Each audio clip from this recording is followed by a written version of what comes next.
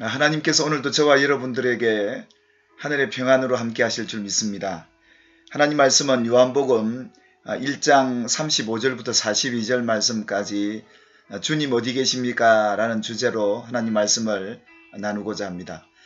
예수님께 부름받은 제자들, 그 제자들에게는 각각 특색이 있었습니다. 예수님 앞에 부름을 받을 때의 그 제자들의 상황과 그들이 가지고 있었던 성품, 또 그들이 가진 약함 또한 예수님은 아시고 그 제자들에게 맞게 예수님께서 그들을 부르시죠. 예수님의 첫 제자였던 안드레와 요한, 이 두 사람은 오늘 예수님께서 제자로 부르시는 첫 제자들이었습니다. 그런데 오늘 이 두 제자들은 예수님을 따르는 그 따름의 자세가 다른 이들과 좀 달랐다는 것을 보게 됩니다. 그것은 다름 아니라 예수님을 따르고자 할 때 예수님께서 무엇을 구하느냐라는 말씀 속에 그들이 대답하기를 그들의 어떤 세상적인 욕구나 자신의 어떤 연약함을 고쳐달라고 한 것이 아니라 라비어 어디 계십니까? 라고 그들은 예수님에게 질문을 하게 됩니다. 그것은 이 두 제자들이 가지고 있었던 열망, 특히 영적인 그런 열망들이 주님을 따르는 그 제자들로서 주님을 만나고 또 주님을 알고 싶어하는 그런 영적인 갈망함, 진리를 찾고자 하는 그들의 열정을 우리는 여기서 볼 수가 있습니다. 우리는 세상을 살다 보면 정말 우리가 찾아야 할 것이 무엇인가를 바로 알아야 할 것 같습니다. 오늘 예수님의 두 제자, 첫 제자였던 요한과 안드레가 예수님을 따르게 된 그 이유가 다름 아니라 진리를 만나고자 예수 그리스도가 어떤 분이신지 알고자 예수님을 따랐던 것입니다. 그래서 예수님께서 그들과 함께 교제하며 예수님이 어떤 분인가를 알려주게 되죠. 그러면서 그들이 예수님을 알고 예수님을 따라가게 됩니다. 우리가 한 가지 여기서 신앙생활의 중요한 핵심을 발견하게 됩니다.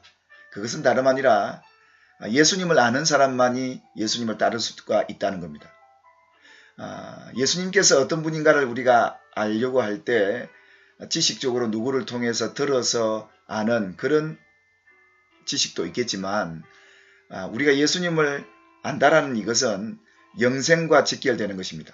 그래서 요한복음 17장 3절에도 영생은 유일하신 참 하나님과 그가 보내신 자 예수 그리스도를 아는 것이니라 라고 말씀하십니다. 그처럼 우리가 예수님을 아는 것은 하나님을 아는 것은 결국 영생과 직결되는 것이기 때문에 이 안다는 지식은 다름 아니라 인격적으로 예수 그리스도를 만나서 우리가 그동안 들어왔던 많은 성경적인 지식이 실제로 인격적인 주님을 만났을 때 알게 되는 그 신지식이야말로 예수님을 아는 지식이 되겠죠. 그래서 예수님의 제자들 모두가 공히 말씀이 육신이 되어 우리 가운데 거하심에 우리가 그의 영광을 보니 독생자의 영광이요 은혜와 진리가 충만하더라 라고 고백을 하게 됩니다.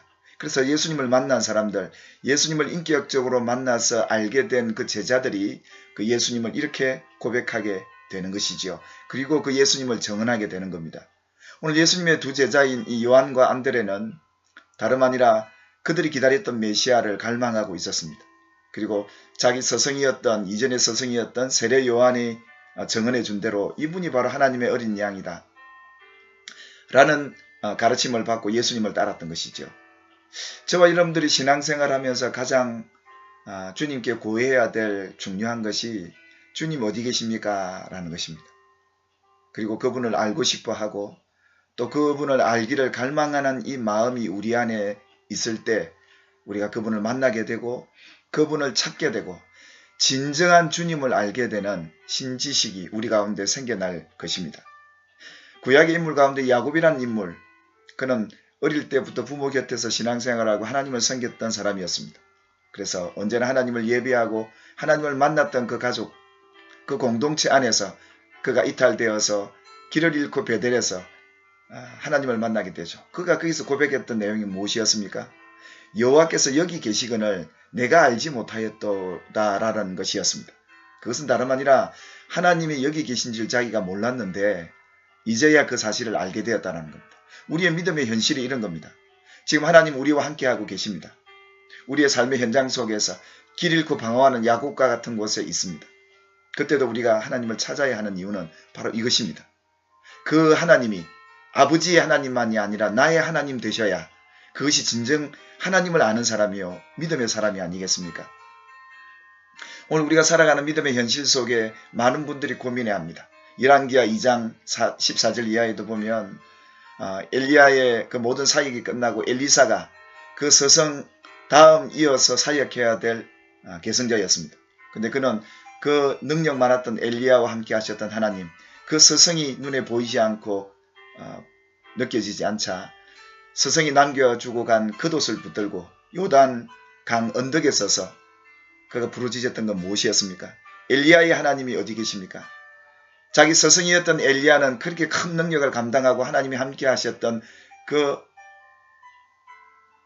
유명한 서성이었기에 자신을 볼 때 도무지 비교할 수 없는 자신을 보게 되죠. 그래서 그는 여호와를 찾습니다. 엘리야와 함께 하셨던 하나님 어디 계십니까? 그때 하나님께서 이 겉옷을 통해서 요단강을 갈라주는 기적을 보이십니다. 이것입니다. 우리는 누구의 하나님이 아니라 나의 하나님을 발견하고 찾아야 합니다. 그 주님을 진정 우리가 만나게 될 때 믿음의 확신을 갖게 되고 우리의 삶에 용기와 소망을 갖게 되는 것입니다. 그래서 이 엘리사는 더 이상 엘리야의 하나님이 아니고 자기의 하나님으로 믿고 사역을 시작하게 되지요. 여러분이 살아가는 삶의 현장에 주님은 여러분과 함께하고 계십니다. 그분을 찾으셔야 합니다.